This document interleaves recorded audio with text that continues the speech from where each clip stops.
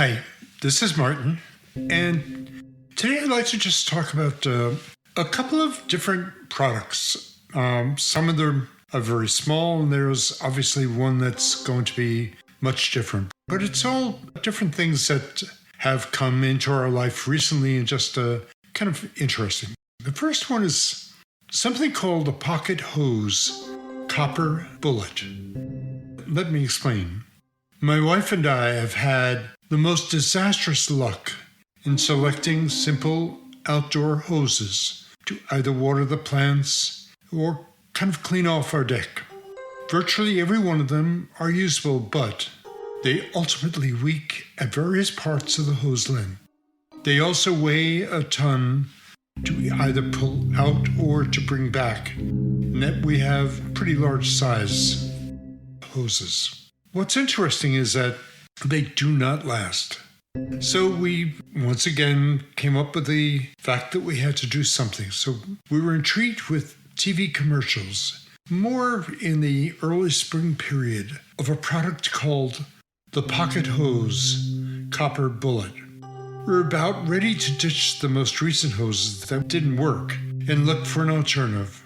Voila, we purchased two pocket hoses, a 75 and 100 footer in length. So far, they have performed incredibly well. They are very lightweight, easy to move around, and do not leak, at least so far. They have an easy stop or start switch on the copper sprayer at the end of the hose. Also has about 10 spray levels. However, the real fun is this. When the water flows through the hose at the start of its use, it very much resembles a very long, thin snake, with its movements of the water passing through the hose. Actually, not to be believed, and a bit startling to see each time it does it. The same occurrence happens when the water is being shut off.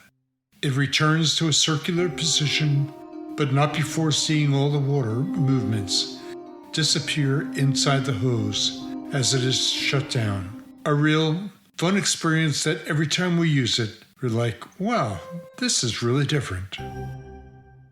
Now this is even smaller, but another simple solution that we have found for our household is a little pasta cutter that has 8 movable wheels. After going through the array of products at places like, and I'm sure that you all have been familiar with them all, places like Williams-Sonoma, Crate and Barrel, Bed Bath & Beyond, and purchasing heavy and clumsy attachments for our KitchenAid food processor and DeLonghi pasta thinners. It is so simple to make the pasta dough. It is easy. Use a roller to thin it, and finally, just cut it into fettuccine. Less work, less clutter, and faster time and enjoyment. The nice thing about it is that they are only about $8 on Amazon or other places online. Well worth the small investment if you like homemade pasta, and then again, who doesn't? The other product is entirely different. Recently, on a major summer holiday, the 4th of July, many restaurants were closed, but we found one open for breakfast. It was a beautiful morning. We ordered our breakfast and then sat at a table outside. That all changed when a Tesla Cybertruck pulled into the parking lot. Everyone was looking at the car, which has a very unique design, rather low, a slight increase in the middle, and a covered 6-foot truck bed in the rear. Looks like a flattened triangle, or something that could take off and fly, as well as being driven on the highways. I think the reaction to the whole vehicle is pretty much the same for all people when they see it for the first time.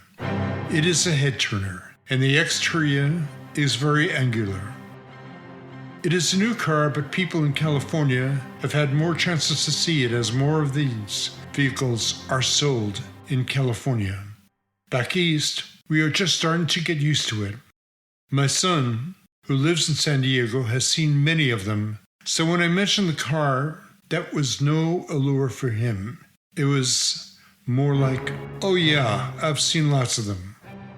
I'm not sure, but the owner said that the whole body was made of stainless steel, and the battery is probably very large, so, in all, a very heavy vehicle. Everyone that parked a car near this vehicle stopped and took a second, third, and fourth look at it.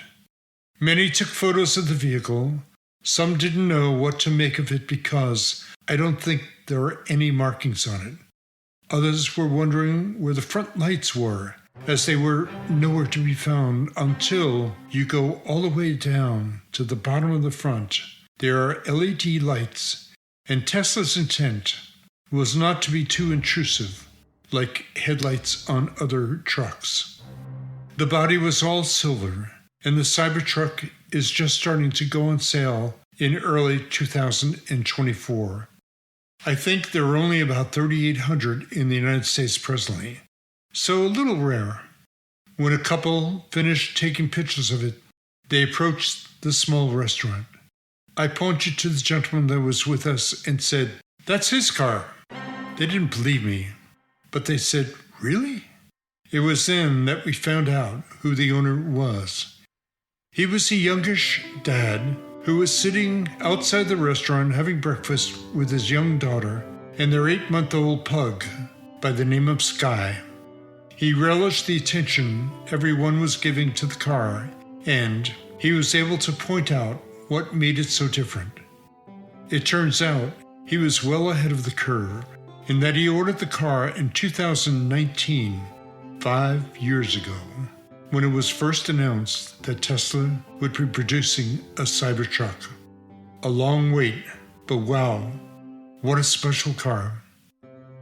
Thank you for taking the time today to listen, and until the next time, farewell.